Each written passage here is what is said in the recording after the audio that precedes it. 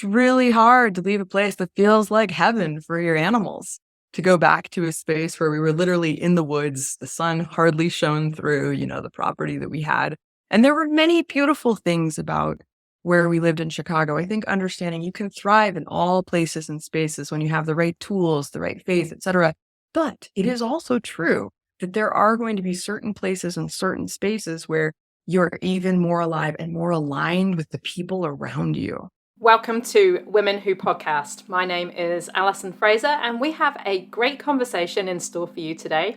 I have the joy of bringing to you a chat with Cat Caldwell Myers, host of the Adventure Paradox podcast. Women Who Podcast is a podcast for women with something to say, but who struggle with time, tech, and the confidence in themselves to press record. This podcast features women who are doing it their way to show you what is possible when you ignore your inner critic. In today's podcast, you're going to hear how Cat's Adventure Paradox came about, how it's evolved over the past year, plus how she took her family and almost all her pets on a 6,000-mile odyssey across the United States.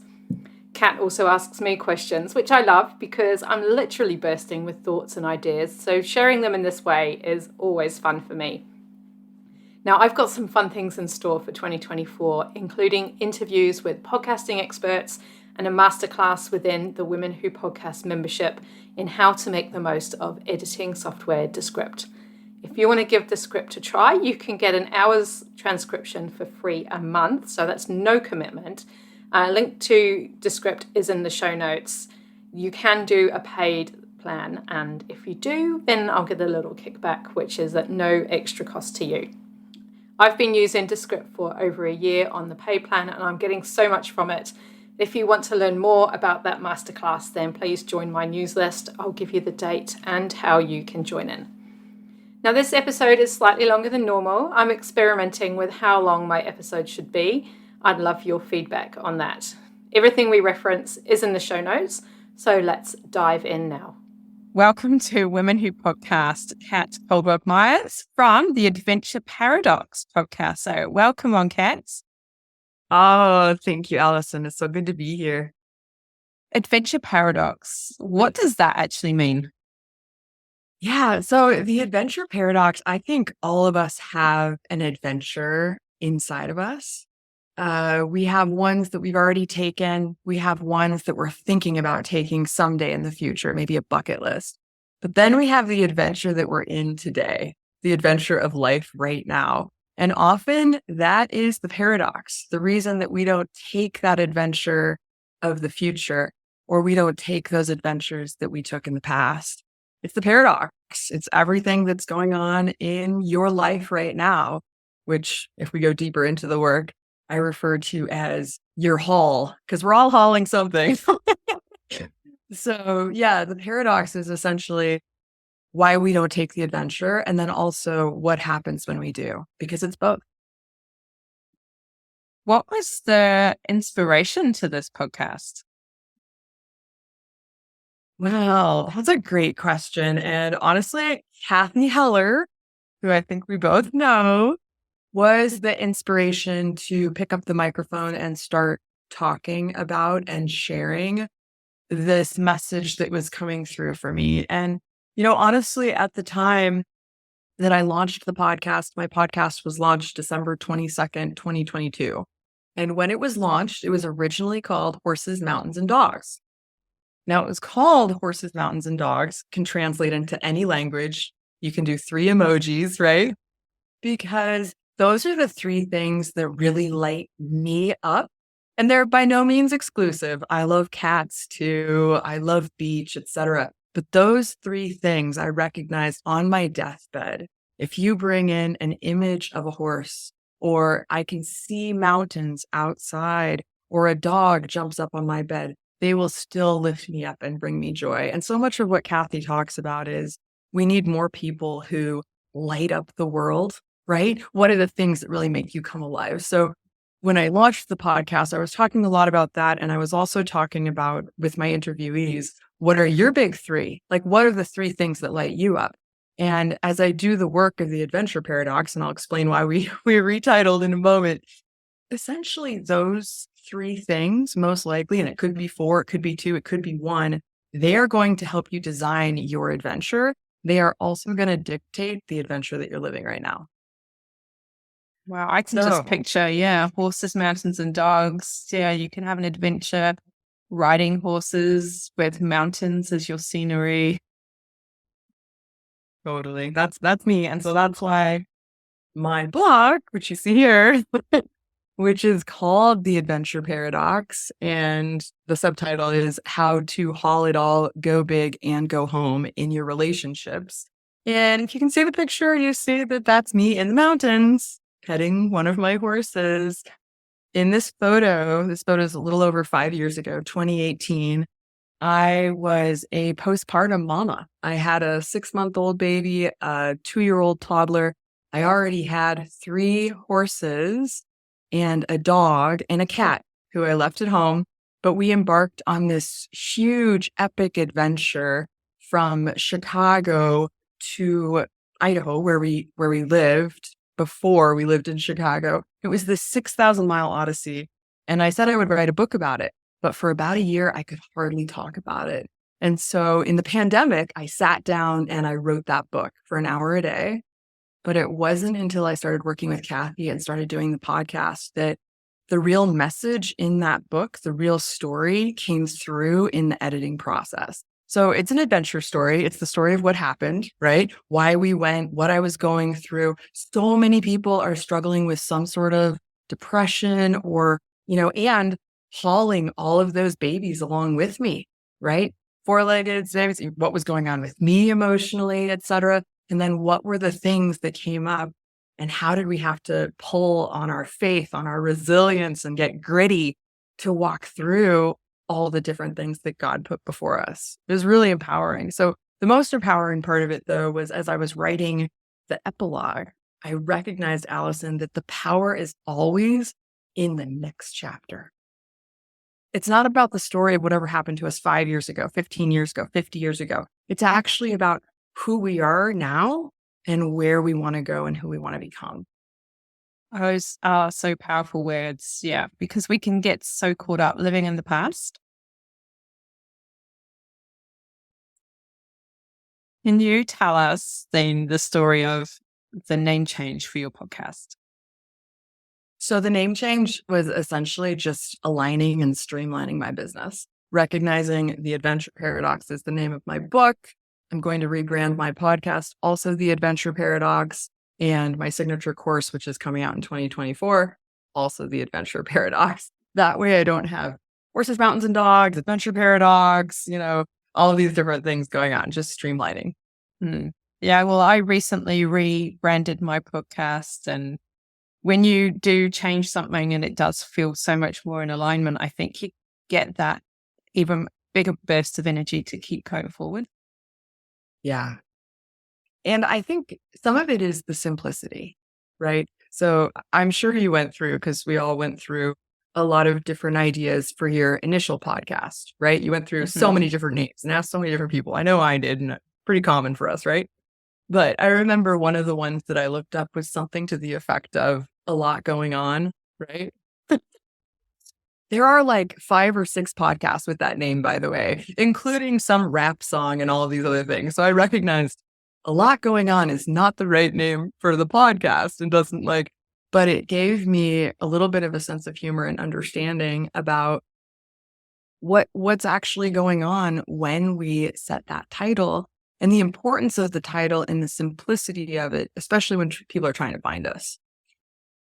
Yeah, names are so important. And yeah, so if you are going to launch your podcast in 2024 and you still haven't worked out a name, open up your podcast app, type in a name that you're thinking about and see if it already exists.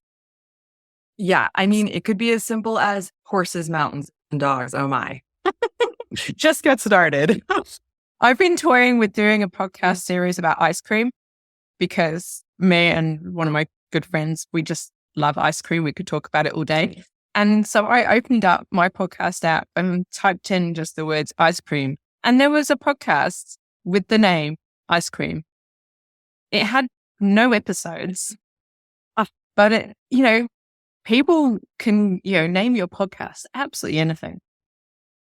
Well, it's the other interesting thing, though, I think about the podcast space is that, and the statistics may have changed, but when I was in my podcasting course to launch last fall, it was something like 80% of podcasts end around episode 7 on average, which means a lot of people, they just register the name and they never even began. And so I'm on episode 67, 68, 69, somewhere around there. And the reality is it's practice, right? Because life is going to come up. And this is where, when it's aligned with your business, and right now I'm promoting the book and talking about the book, and I'm promoting my course and so on. And then the podcast is also the same title, right? It all comes together as the same theme of who you are, what you are working on, what your message is to share right now. And that's what's going to keep us going on those days where we're like, I don't have time to download it on Buzzsprout. Why isn't it uploading? That's what's going to keep us going.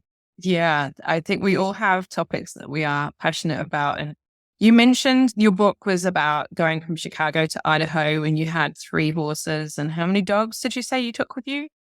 1 dog. 1 dog. And you left your poor cats at home. That poor cat. I mean, with the friends. I'm a cat person, so I feel for the cats.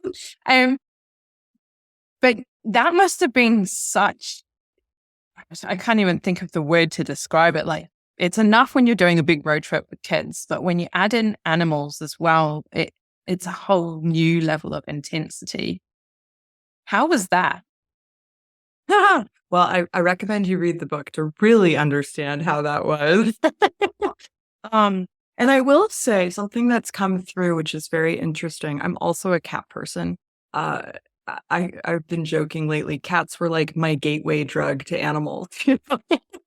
But part of leaving Apollo, who's our cat, he's still with us at home, was that traveling with cats, they hate travel. They really do. Now, he traveled with us this past summer in the Dream Horse trailer, which, again, you have to read the story to understand what happens when you start to understand what you would really need to be able to take care of everyone. And again, what it feels like to not step into that and be in this space of, one of us could sleep in the trailer, it has a camper in it, a bed, right? But not all of us could sleep there. So another person's sleeping over at this house and they have the car, so this person can't get anywhere. And then the animals are over here because this is where the pasture is, but the dog's not allowed there. So he's staying at this place. It was just so many moving parts, and understanding people come first, right? Like, they're the priority, then your animals. But our biggest challenges, Allison, actually came down to equipment when things started to fail. And I won't get into all of the stories, but you couldn't believe what happened and who literally showed up in the middle of the desert to help us after we got the call that it would take 3 hours. I mean, just these miraculous stories that don't happen if we don't actually do the thing, if we don't actually embark on the adventure, regardless of our circumstances. And there were so many people who were against me doing it. They were worried about the children. They were worried about my sanity. They were worried, so many things. And it was really interesting because for me, not understanding why I felt the need to do the thing, right? But starting to see that the stars were aligning for us to take this journey. And then even as we began having all of these moments of maybe this is too much for us and we should turn back, like we're at our limit. And what does that look like? Because then eventually you get to that place where you're far enough out, and we returned to Chicago, right? But like, what was that arc about to really understand what it was all about? And I joked in the book, I said, if we hadn't left the cat at home, maybe we never would have gone back, right? But the reality was, and I didn't understand this until later, the energetic blueprint of different animals is very different. If you're a cat person, cats in some ways are homebodies. I don't know if you have an indoor-outdoor kitty or just indoor. In New Zealand, they're predominantly outdoor cats. Ours is an outdoor cat, yeah. Okay. But they like to be around your home base, right? They don't like to take a trip to the horse show. They want to stay at the barn, right? And so wherever your home is, a cat really helps you anchor and ground in your home. And so this was part of my epiphany with this second journey when we did it the right way. And we actually recognized we want to raise our children in the mountains. We're mountain people. We do not want to raise our children in the suburbs of Chicago, even if all of our relatives live here. We love our family, but we need to flip our lifestyle and priorities to raise the children and ourselves. This is our motherhood and our parenthood too, right? In the space and the place where we're most alive. And I promised our horses, I said, I will never take you back here and make you leave again. So they're back in their original pasture with 20 acres and seasonal stream. And, we're back in the mountains. It's really hard to leave a place that feels like heaven for your animals, to go back to a space where we were literally in the woods. The sun hardly shone through, the property that we had.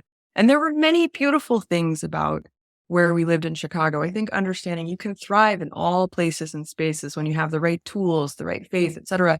But it is also true that there are going to be certain places and certain spaces where you're even more alive and more aligned with the people around you. The things you're talking about, the things you're prioritizing, the things that are important to you are going to be different in a community that you're really aligned in versus a community where you're finding alignment, but you're having to work really hard to find it.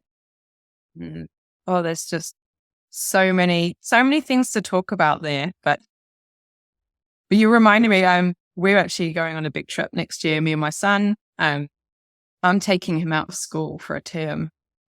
Ooh. So we're going from New Zealand to Europe for a couple of months. And amazing. That's going to be an adventure. We're leaving the cat behind with my husband. So it's just going to be a mum and son trip. But my cat doesn't even like going to the vet's 5 minutes drive away. Like, she hates being in the car. So I couldn't imagine her being on a 6,000-mile journey across the United States. Well, and I will say, so with Apollo, our dream horse trailer is 42 feet long. Okay. So 4 horses in the back, and then the front of it is what's called a living quarters. And so there are bunk beds for the children. There's a bathroom, there's a kitchen, there's bed for mom and dad, there's a kitchen area. There's a lot of space, right? Probably 22 feet of it, I would say. Maybe even 30 feet of it is actually for the human and the cat. We really brought the big trailer for the cat, because what was amazing is at first he was very stressed out, like he would be going to the vet. And we asked our vet for some medication to maybe help him fall asleep, and mostly that was so he could sleep at night, to be honest. I knew if he needs to meow as we're driving along, we're going to let him do that, but I want to make sure he sleeps at night. But the other thing that I got is something, I believe it's called Fellaway, but it's some sort of, are you familiar with it? It's like an oil. Yeah. That when they smell it in their environment, it gives their brain a sense of comfort and familiarity. And to understand that it's working for them, they'll rub up. They have all of these little glands on their lips. And so when they rub up on like a couch, or when they rub up on you, what they're saying is, I love you, I'm comfortable with you, life is good. And so I had one of those, $30. I plugged it in, for 30 days. And within 2 or 3 days, he had cottoned on to the whole experience, understood it was his home, understood he had lots of huge picture windows to look out of, and that this was going to be it. And the world outside was a little bit scary. And we did have some runaway adventures, by the way.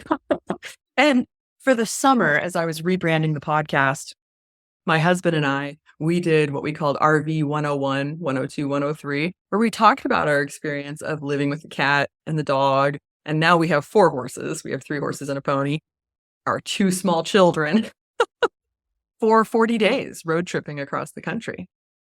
Wow. So those would be good episodes for people thinking of an RV adventure to listen up to. For travelers. But I think so much of it is like starting from the ground up, because at the end of the day, whatever your adventure is, if you haven't gotten enough sleep, and I feel like cats are the best sleep teachers, that's why home is so important, because cats sleep 16 to 18 hours a day, but they're not going to sleep if they don't feel safe. This is why they go to safe spaces. They go into the barn.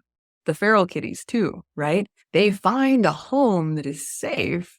And humans have done great jobs of building these nice big homes, right? And around the homes, they are safe. So it was really fascinating to recognize as long as we had a home where everybody could have their needs met, we were going to be okay. And that was going to stabilize and anchor us through the entire journey.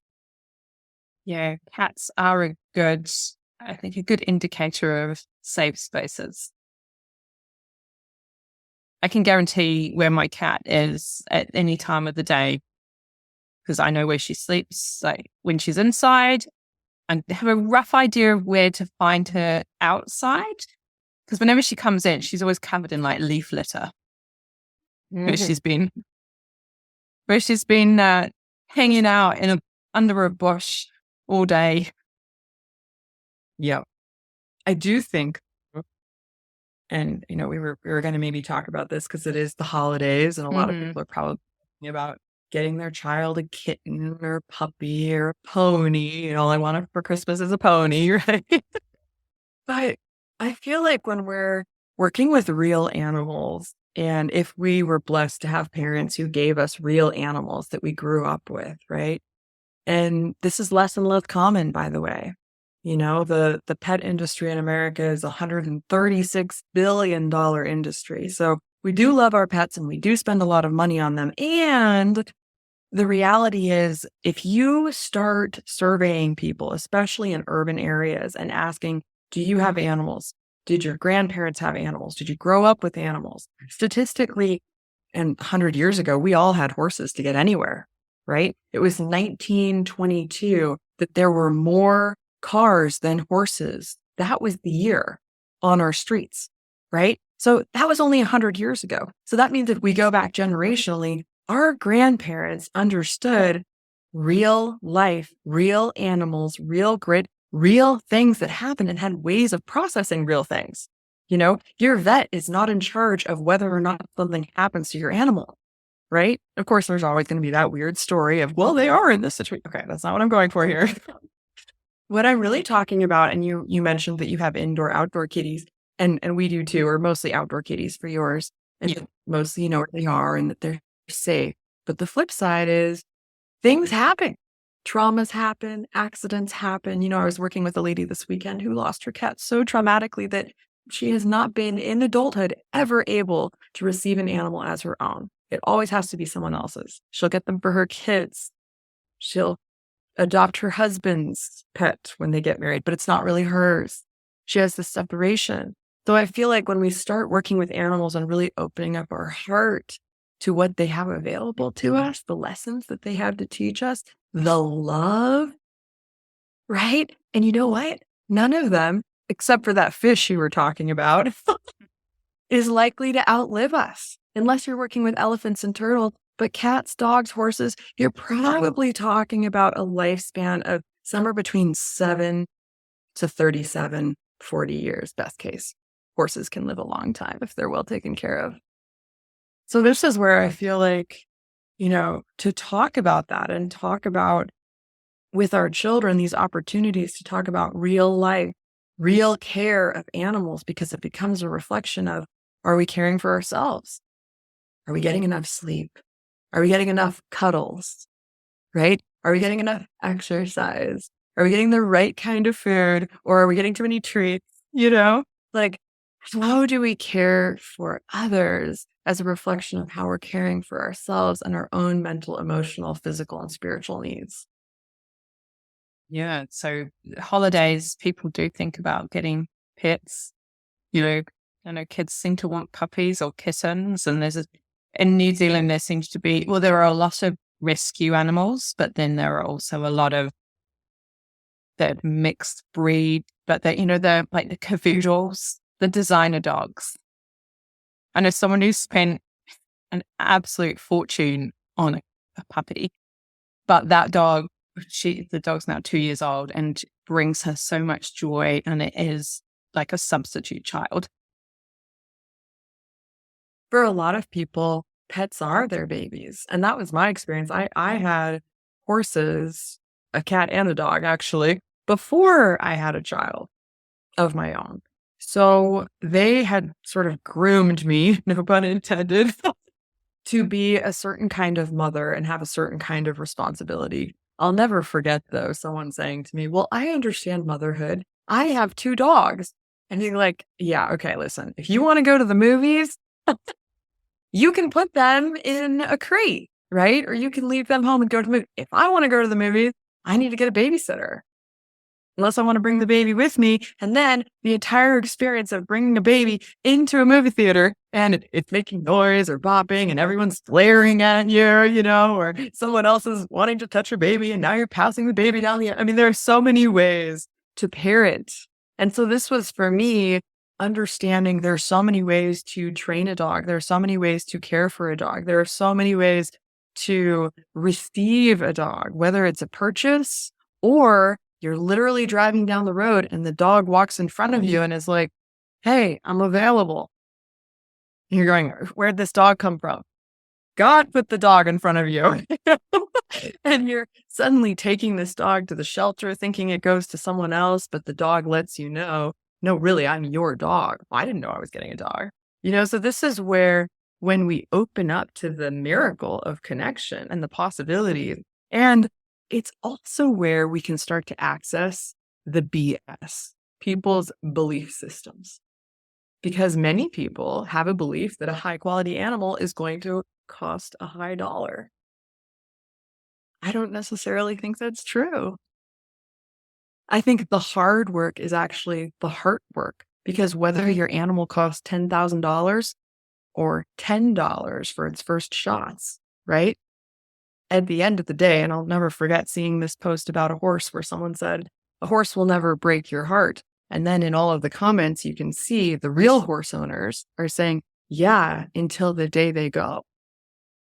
Because that's the truth. It's like real animal ownership, and not everybody opens their heart to animals in the same way. There is, you know, let's not step over neglect, abuse. There is a whole space there, right? But what I'm talking about is the beauty and the possibility of the connection for you and your children and your family as a whole when you embark on the adventure of animal ownership together. Priceless. Would you be recommending people get a pet for holidays, or is it just something that they should really put their mind to, and it's a gift that you can present to the family at any time of the year? I recommend that people do the inner work before the outer work. And sometimes it happens the other way around. Like the example I just gave of you're driving down the street and this dog walks in front of you and you didn't know you were getting a dog, but here you are. So sometimes it does happen like that. But are the holidays a good time to get an animal? Holidays are often the busiest time of year. Animals, when you take them in, you know, they are very routine oriented for the most part. If you're taking an animal into your home, you're taking them through a transition. You're going to go through a transition to bring an animal home, right?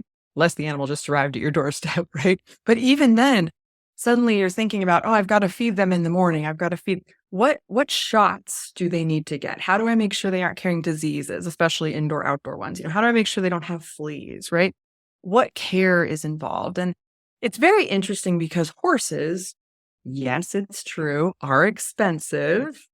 And I always say, but they're also expansive. And for all of these animals, I feel like if you take a look at the amount of time and the amount of heart that's going to come from that time you spend with them, it's not about the money, right? But it is about the time, and it is about, you know, I always say, if you're a first-time animal owner, I recommend you start with a cat. And the reason I recommend you start with a cat is because, and you know, because you're a cat owner, the cat will train you how it works. They'll let you know how that's going to go. Whereas when you have a dog, you also have this liability and these concerns about, you know, if my dog barks or if my dog bites, and how do I control it, and training it to sit.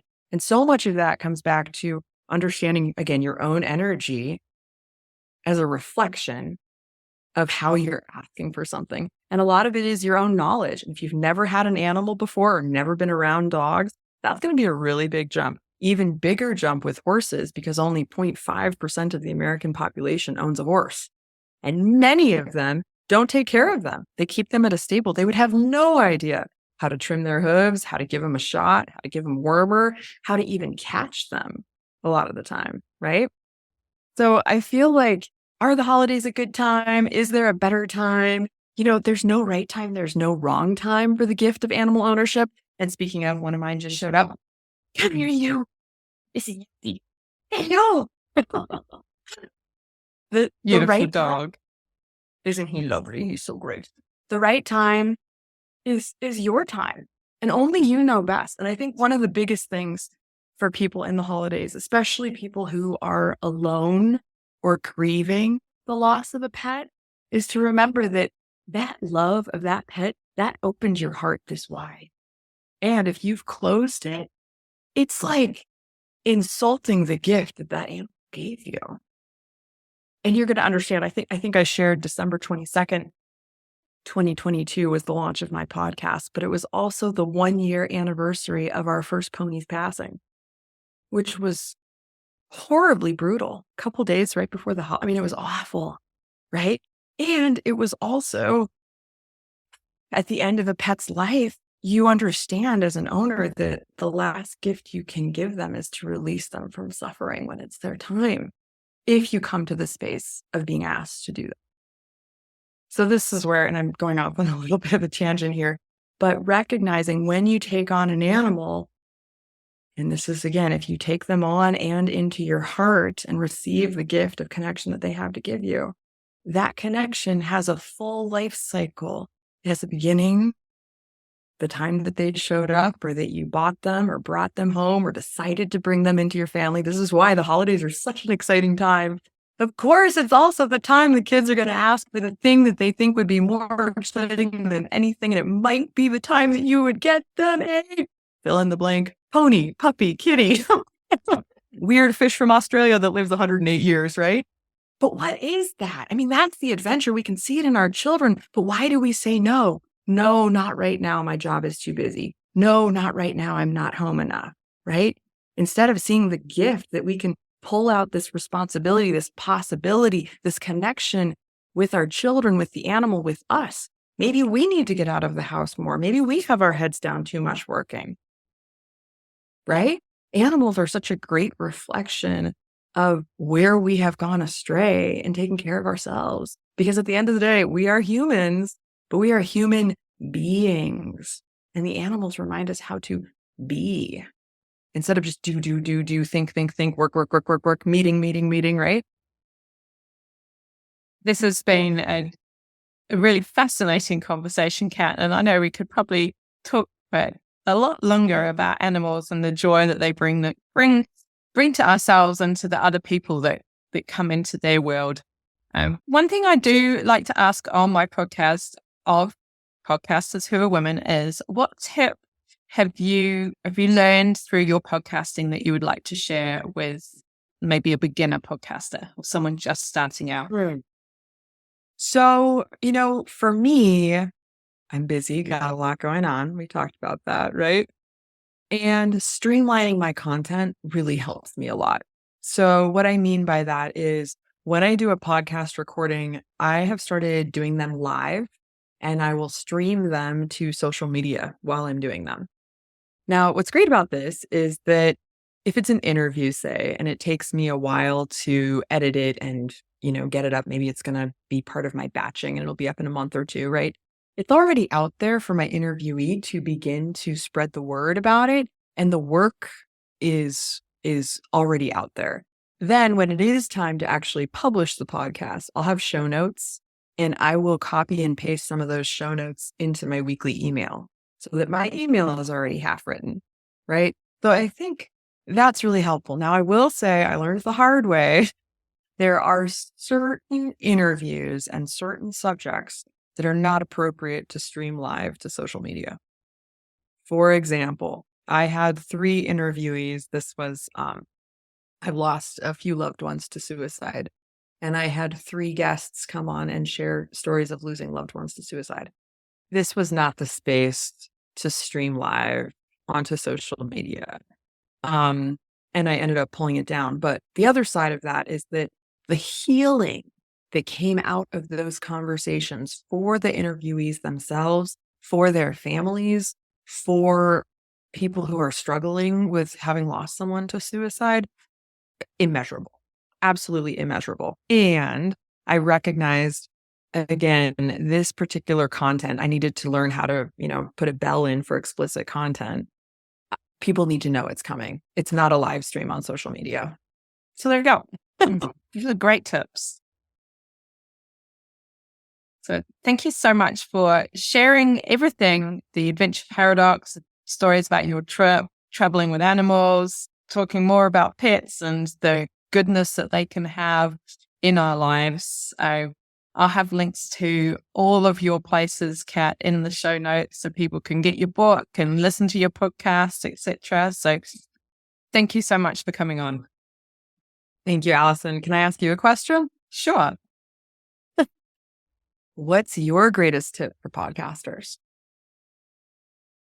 Aside from just starting out, I think it's important. Well, it's really helpful to plan your content so you are never rushing to find an episode for that week. So if you're doing a solo show, have a list of topics that you can talk on. If you're doing an interview show, either have interviews lined up that are all in a kind of topic, or just have them in your schedule for a few weeks in advance so you're not scrambling at the last minute. I love it. And then since you're doing a long journey to Europe, what are you going to do with your podcast while you're journeying? I'm going to have some episodes ready to go live, and I will be recording some, I think, while we're away. Because I'm going to be away, I think, about 12 weeks. So, oh my gosh, I have so many questions. Yeah, I definitely like to invite you on our podcast to talk about your journey, either, as you're preparing for it, or maybe in the middle of it, or on the other side. Would be really fun. I would love that. Thank you so much. Well, let's wrap this up because it's been a long one. So thank you so much, Kat. Thank you, Allison. Appreciate you. Thanks again to Kat for coming on to Women Who Podcast. I hope you enjoyed what Kat had to say on a variety of topics. You can check the show notes for links, including where to buy her book. That's it from me. Thank you to all my supporters over on Patreon, Mary Hanlon, Kristen Wilson, and Alice Nichols. If you want to join us, the link is in the show notes. See you the next time. Thank you to my podcast supporters, Mary Hanlon, Kristen Wilson, and Alice Nichols. You too can support the show at Patreon. All links are in the show notes. You've been listening to Women Who Podcast, the podcast for women with something to say.